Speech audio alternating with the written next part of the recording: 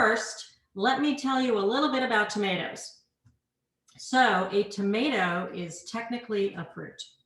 A fruit is classified as something that grows from a flower. But given that its flavor and texture is similar to a vegetable, we commonly use tomatoes in preparing food as a vegetable.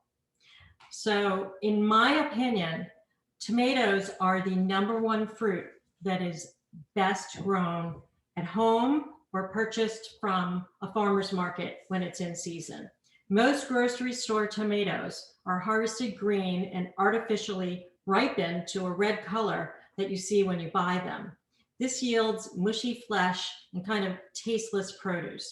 If any of you out there do not like raw tomatoes and have not had a homegrown or freshly grown tomato, you need to taste one because your world will never be the same.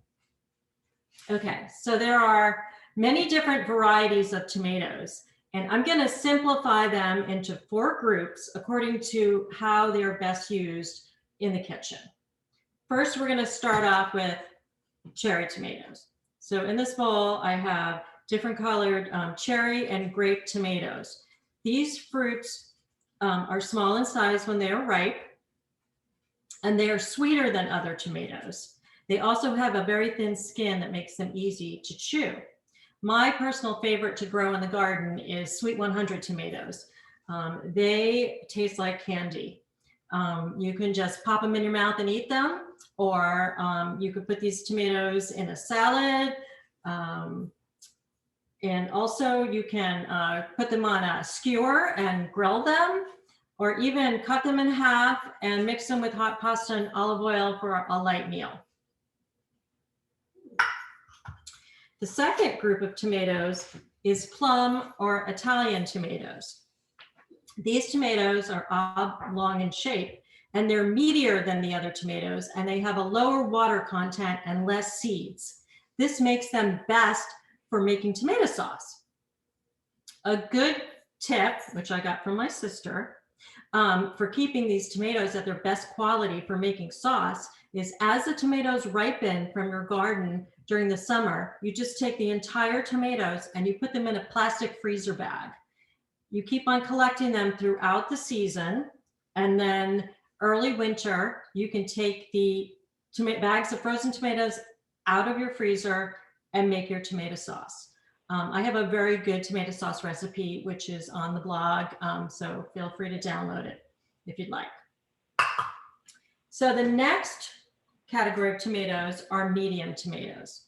These are called salad tomatoes, and they're really all-purpose tomatoes. They're used in pretty much anything, but they're kind of best in salads and casseroles and salsa. And just like all the other tomatoes that I've shown you, these come in different colors and different shapes, so you can get all different kinds of varieties.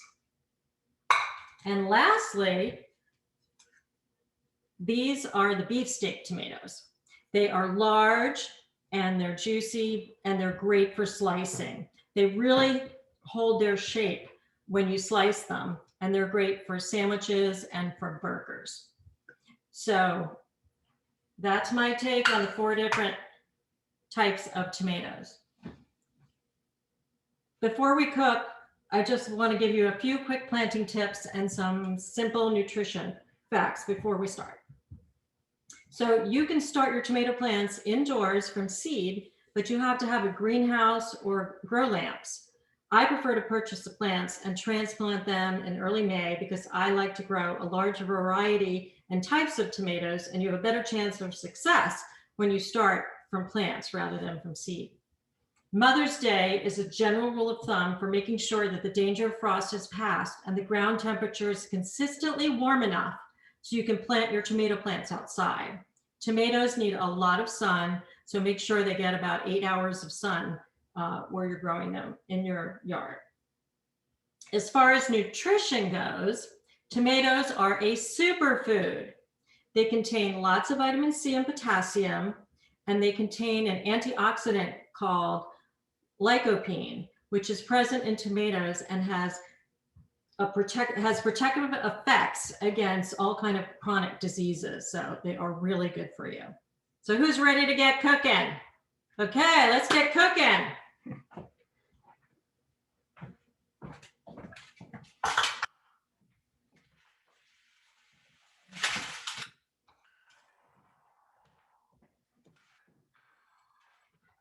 Okay, so thank you.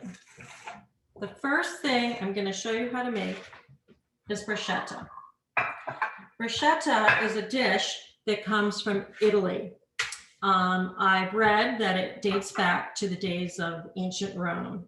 It is basically toasted bread with a topping that is served as a first course for a meal. So bruschetta is a perfect appetizer to serve on the deck during a barbecue while your guests are arriving and mingling. And it looks fancy, but it's super simple to make. The ingredients that you're going to need to make bruschetta are French bread, a large clove of garlic, cherry or grape tomatoes sliced, and fresh basil, olive oil, salt, and pepper. Okay, so the first thing we're going to do is we're going to combine the tomatoes and the basil and the olive oil in a bowl. So I've already sliced 1.5 cups of tomatoes. Now I'm going to add 1/2 cup of fresh basil. I'm just going to chop my leaves up a little bit because these were small leaves, so I didn't need to slice them. All right, let's make them a little bit smaller. You want them to be, you know, the good size that they'll stay on top of the bread when you put your sauce on top of the bread. So let's get this chopped up. Okay. I'm going to add that to my tomatoes in the bowl. Next, I'm going to add 2 tablespoons of olive oil. 1 and 2. I'm going to sprinkle it with a little bit of salt and pepper. Some salt, pepper, and then I'm just going to mix it up.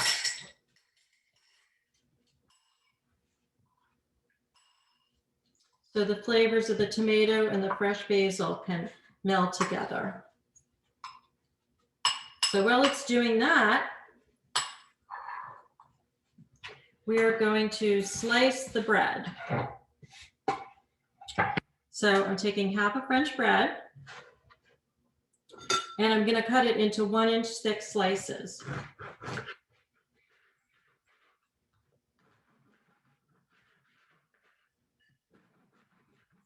Okay. Then you take those slices and you put them on a baking sheet, flat side up, and you're going to broil them in the oven for about 5 minutes. Now you really have to watch when you're doing this, because if you burn your toast, then you're out of luck. So I already have some toast, some bread that I've already toasted. Yeah. So here are my toasted breads. So one of the key things that makes this taste so good is fresh garlic. Need my cutting board back. So what you do is you take 1 clove of fresh garlic and you cut it in half. You take the cut side of the garlic and you're going to rub it onto your toast. Just lightly rub it onto your toast. It's going to impart the flavor of the garlic onto the toast without you actually putting the garlic on the toast. So I'm just rubbing it lightly on the top of the toast. Okay. And then right before you're getting ready to serve it, it's very important. This is a very fresh dish, so you can't really prepare it far in advance. You need to make it and serve it. So now I'm just going to take about 1 tablespoon of my tomato and basil mixture, and I'm going to put it on my toast, and I'm going to put it on my tray here so you can see it.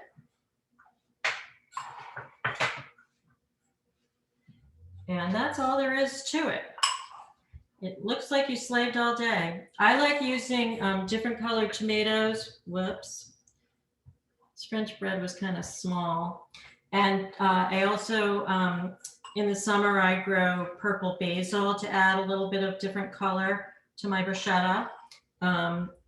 So it just makes it looks like a very fun,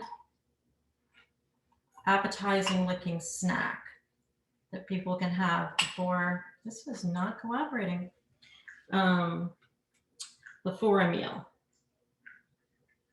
Just gonna do one more. Okay. And there you go. A perfect appetizer snack to serve to guests. Okay, so now I'm going to show you how to make shakshuka.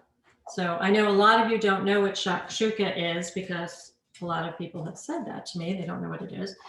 So I'm going to give you a little bit of history about it.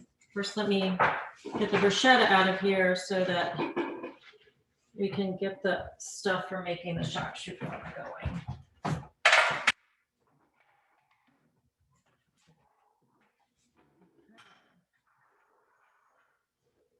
Right.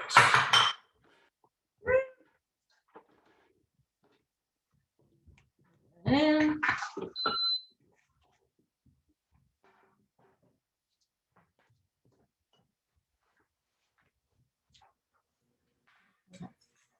all right, so shakshuka is a Middle Eastern dish that is often served for breakfast in Israel and surrounding Arab countries. It originated in North Africa and Tunisia. And it's basically, the word shakshuka means all mixed up. So it's a combination, it's a hearty meal that Israelis like to start off their day with. It's a tomato, pepper, and onion sauce in which you fry your eggs in the same pan. And before you serve it, you top it with goat cheese and fresh herbs. Traditionally, it is served in a pan that it is cooked in. It makes a very nice presentation. I don't have like individual pans like we do, at a restaurant, but I'm going to show you how to make it in the skillet. So there. All right, so now we're going to put on the there we go, on the cooktop. So the first thing I'm going to do is make the sauce. So I am going to add 2 tablespoons of olive oil on medium heat. That's 1, 2. Okay. Okay, I hope you guys can see inside here. So the oil's going to heat up. And what I'm going to add to the oil is I'm going to add a cup of diced onions. Spoon here.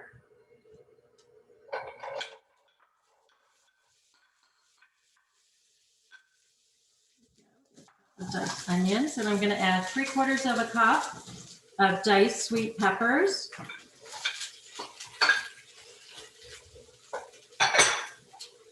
And somewhere here's my garlic, and then I'm going to add 2 minced cloves of garlic.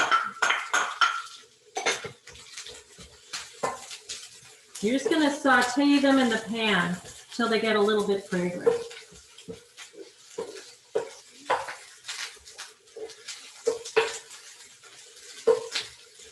Smells good in here. Sorry you guys are virtual.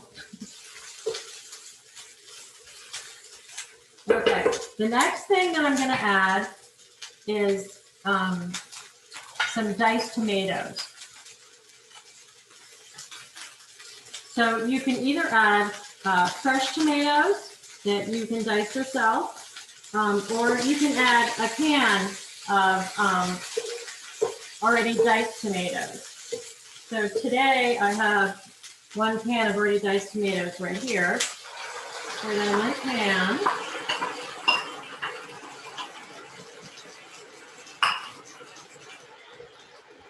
Okay. Just gonna mix it all up, and I'm gonna let the mixture cook for a couple of minutes. I want to show you, well, this is cooking.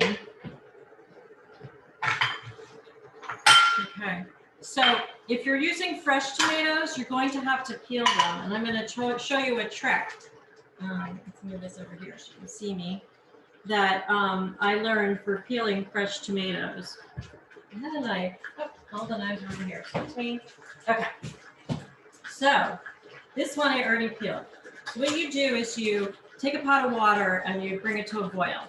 You take your tomato and you put it in the boiling water for a minute. You take it out of the boiling water and you run it under cold water. Then when the tomato is cooled, you just cut out the top of the tomato. There we go. And you can easily, of course, the other one easily peeled earlier. This one apparently is not being happy. It's better if you do it right after you boil it, but I had to wait for you guys to show up. So anyway, so here I am. I'm peeling my tomato. And you can see that this one here cooperated and the entire tomato was peeled, and then I can just dice it. Okay, so let's get back over to our sauce. So it's cooking up nicely. There we go. The next thing that I'm going to add to it is tomato paste and a spice mixture. The tomato paste is going to thicken it up and give it a little bit of a sweet flavor. Here's my tomato paste. Got 3 tablespoons of tomato paste in here.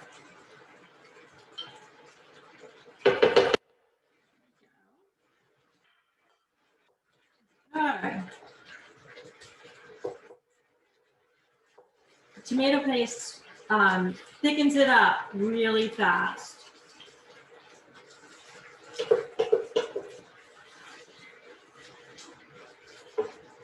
All right. And lastly, I'm going to add the spices before I go add my eggs. So I have this spice mixture that I've already mixed together. And in here is cumin, smoked paprika. Smoked paprika is a really interesting spice. If you don't have it, you can use regular paprika, but it adds this kind of earthy flavor to a dish. On its own, it kind of smells very strong, but then when you add it, it just adds this interesting ethnic flavor to your food.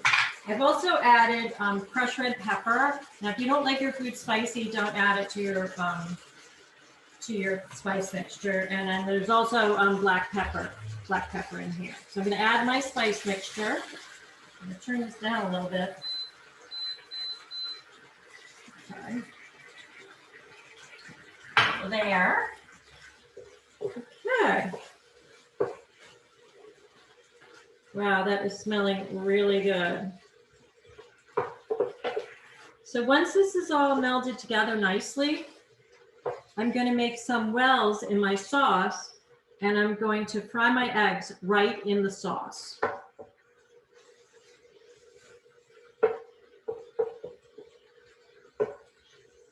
So this also is a dish that doesn't work well for leftovers. So you want to only cook the number of eggs in your sauce that you're going to eat, because they're like a fried egg that is still very runny, and those kind of things don't really taste very good leftover, and I'm not even sure it's healthy to eat those. So okay, all right. So we got our sauce mixture.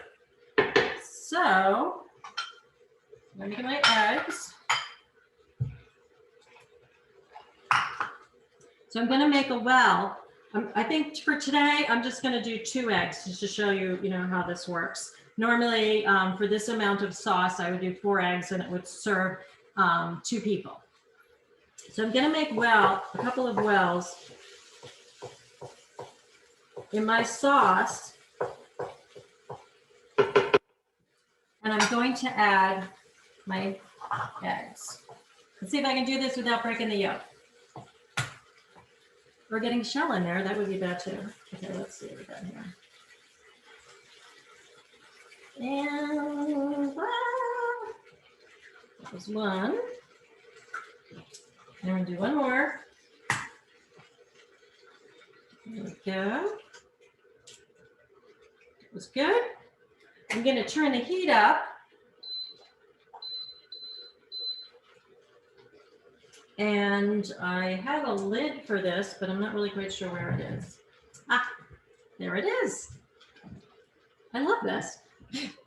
Okay, so you want to partially cover it, and it takes about 2 minutes to get it so that the egg whites are cooked through, but the yolks are still runny. It's a personal preference how much you like your eggs cooked. I like my eggs really runny, so I do mine a little bit less.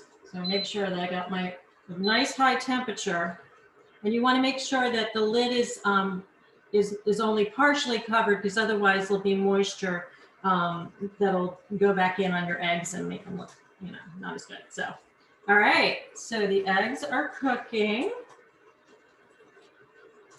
And the last thing that we're going to do is we're going to top the shakshuka with some goat cheese. You can use goat cheese or you can use feta cheese, whatever your preference is. Both cheeses are used in Middle Eastern cooking, and fresh herbs. So I have fresh parsley here, but you can also use cilantro if you like. So I like to grow my herbs in pots so that I can pick some fresh herbs whenever I need them. So for instance, over here, I've got my parsley growing. So this way, whenever you need a fresh herb, you can just pluck off some leaves. And because it's in a small pot, I can put it outside when the weather's nice, or I can bring it into my house and put it in the sun by a window when it's cold. So most of the time, you only need a little bit of fresh herbs. So it really is helpful to grow your own and have it, because all your dishes that have a fresh herb, it just makes them pop. Okay, so let's take a look at our eggs. And it looks like our eggs are done. So I'm going to take this off of the heat. And I'm going to put the lid someplace else. All right. Then I'm going to sprinkle it with some goat cheese. We need a spoon for that. There we go. Sprinkle it with some goat cheese. Sorry, it's a little warm in my kitchen. It looks like the goat cheese is kind of sticking to itself, but okay. There we go. Normally I'd use my hands, but I figure since you're all watching me, we'll just use a spoon and it's going to totally stick to it. All right. So we're going to sprinkle it with the goat cheese. There we go. I'm going to sprinkle a little bit of parsley on top.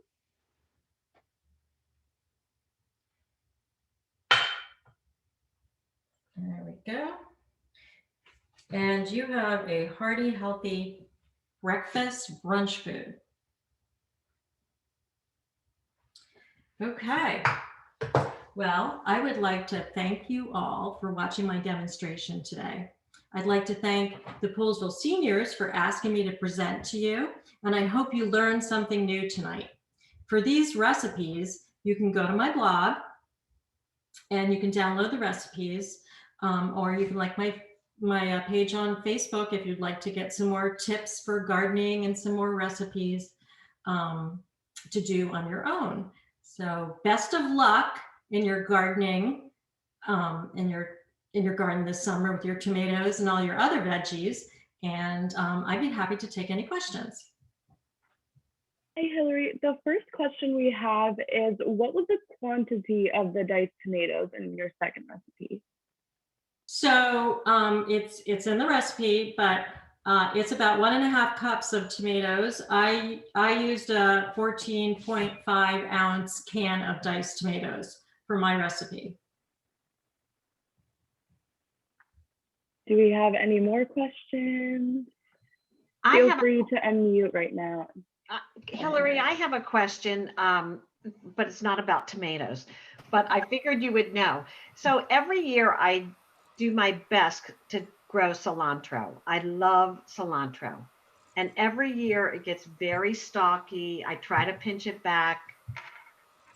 It is a really hard herb to grow. I also have a hard time with it.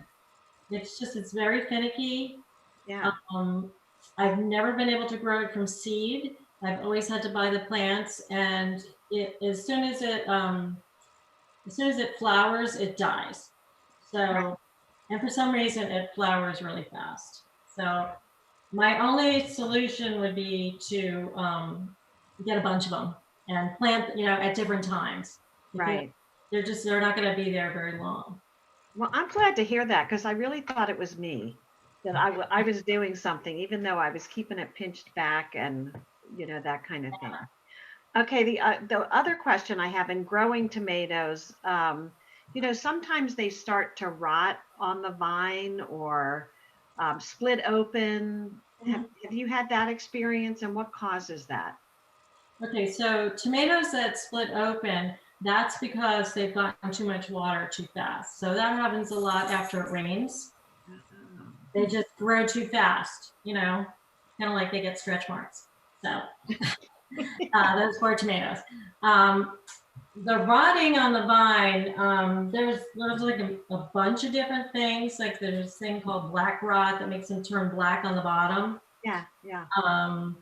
And that's like a fungus, and yeah. Unfortunately, once you get something like that, it's really, really hard to get rid of it.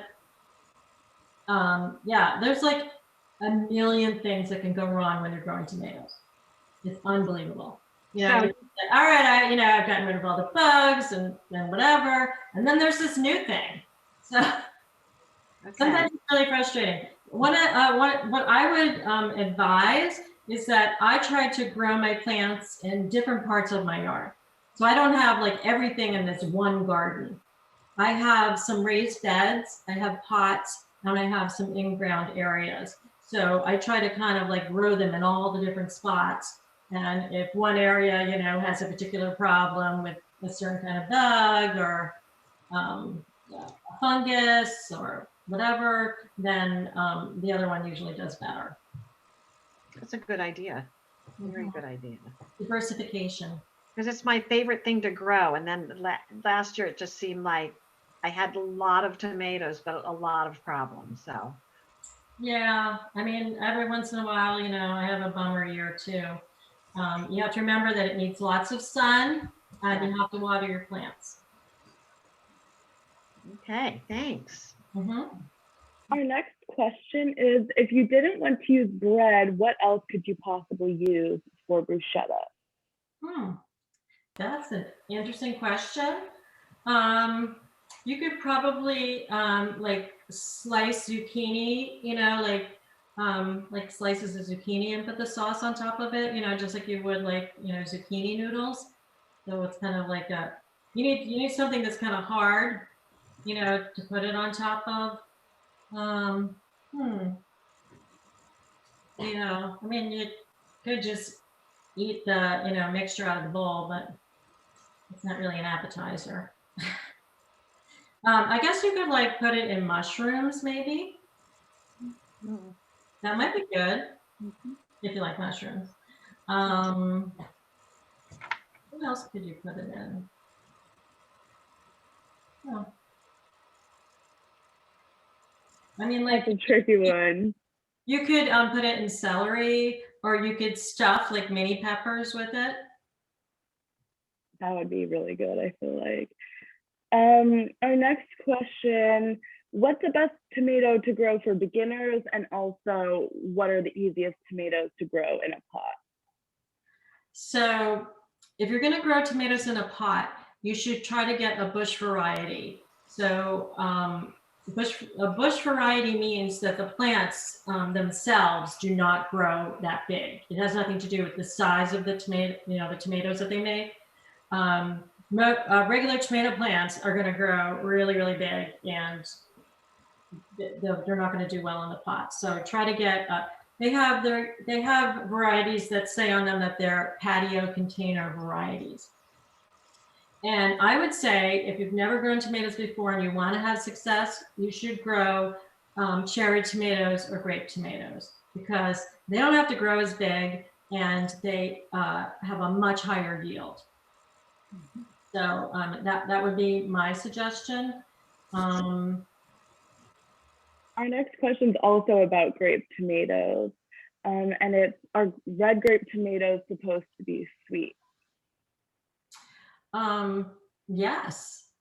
The problem is when you buy them in the grocery store, they pick them when they're not ripe, so they're not sweet. But if you've had a homegrown grape tomato, it's a good tomato. Not as good as the Sweet 100. Like, that is like the best tomato. So if unfortunately, that is not a container sized plant that grows like really big. But I've grown in a container the little yellow sun gold cherry tomatoes, and those plants don't really get that big, and I've had really good success with those. The next question says, I see the little cherry tomatoes in different colors like yellow and orange, and even hybrid looking colors. Are these hard to grow? Which varieties are the sweetest of these colors?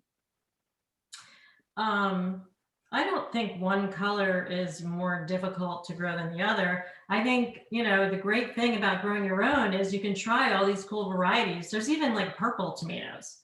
Like, there's some heirloom ones that are purple. The reason that you can't get those in the grocery store is they're very perishable and they can't ship them. So they kind of, grocery store produce has been, refined to get, that one variety that they know they can ship, and you'll get, sort of the similar quality every time you go to purchase it and eat it. But heirloom tomatoes, or just very different varieties of tomatoes, you can only get at a farmer's market or growing it yourself.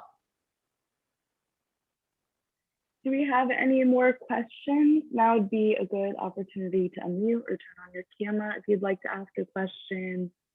Well, I have a comment and a question. First of all, I want to say I love your blog, and I took the blog about the planting the potatoes in the containers with the window, that you can see the roots and see the potatoes growing in the roots. And I did it with my grandchildren, and we only did it about 2 or 3 weeks ago, but we're really looking forward to seeing what we get. And that's literally, exciting. Are they growing? Mine, my grandchildren, I haven't asked them, but mine I've noticed today has just little green sprouts coming up. So yeah, so I'm excited. So I have to check with them and see how theirs are doing. I'm worried about theirs because they went away for Easter, and they were left outside. So I may have to buy some new seed potatoes and start them over again. Not sure. But the other thing I wanted to ask is, I was told that like when you buy a tomato plant in a little container, that when you go to transplant it and put it in the ground or in your pot, you should bury it down to the first set of leaves. Have you ever heard that? Or was that like an old wives' tale maybe? I haven't heard that. I've never done that. Okay. There's things that I don't know about gardening. but from my own experience, I've never done that. I thought maybe it might be to keep the stalk stronger or something. But I mean, I couldn't think of any reason for that to doing that. But No. yeah, There is something that you can do to improve your yield of your tomatoes. And when your tomatoes are growing, the fruit only comes off of new branches. So sometimes there are these like we call them like sprouts that come out, in between the stems. yeah, And fruit will not be produced from those little branches. They come out of like the V. yeah, So you can pluck those. okay, Because then what you want to do is you want the plant to be putting its energy right, into making the fruit instead of making green leaves. right, right. So Thanks. Is there a good place in the area to buy tomato plants? yeah, I mean, you can buy them from Lowe's. Tractor Supply even has them. I used to get them from Hearthside Plant and Garden in Poolsville, but he said he's not doing them this year. So you can, I mean, sometimes they even have them at the grocery store. So yeah, I mean, the beefsteak tomatoes, those are hard to grow. I've never had a good success. I'll be watching that, tomato get bigger and bigger and bigger. And then, the next day it's gone because the squirrel came and, devoured it. So the cherry tomatoes have more chance of getting it before somebody else notices it. Yeah.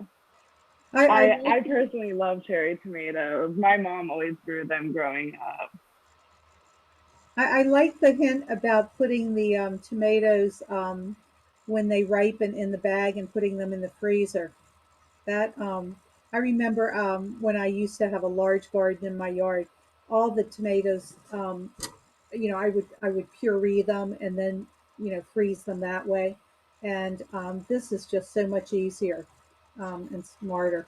Yeah, and also the skin comes off so easily when you take them out of the freezer. You can just take this, the skin off with your hands. Yeah, yeah. So yeah. If you don't have full sun, is there another way to grow tomatoes?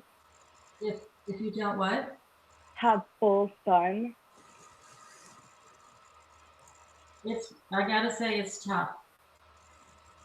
They're one of the plants that just really needs sun. So that's why growing things in containers is really a great idea. If you have a container or raised bed that you can move around, it's perfect. You just put it in the sun, where the sun is the best, and you start growing. And then you can buy potting soil that already has, all the nutrients that you need in it. You don't have to worry about, what fungus and bugs are already, in your garden soil. You just put some soil from a bag and you stick it in and you start growing. So that's a great thing about container gardening. And this summer, I'm going to be doing a lot of container gardening on my blog. So if you're interested in container gardening, you should subscribe, because I try to post every week. And I'm growing peas right now in a large raised bed. I've got lettuce and spinach and kale starting to grow in my pots. And like I said, the great thing about it is you can move it around and place it in a spot where the sun is the best. I can't do anything about my garden. Where it is where it is. But a raised bed, you can, do it anywhere, or a pot that, especially a pot you can carry. They also, they make these things that you can put under the pot if the pot's heavy, that have wheels. So you can buy those, and then you can just roll your pot, to where it's got the best spot. And then, like, if we have like a late cold night or something like that, you can bring your pots in and save your plants. Because when I have things that are planted in the ground, and we're gonna have like an early frost or something, I'm out there putting sheets and towels over my plants, so hopefully they'll make it through the night. But with the pots, my herbs, I just like pick it up, bring it in the house. And then you take it back out the next day when it warms up. Do you have recommendations on how to protect your tomato plants from deer or rabbit? It's, I have, I put a mesh fence around my garden, my in-ground garden. And I have netting that I put over my raised beds to keep them out.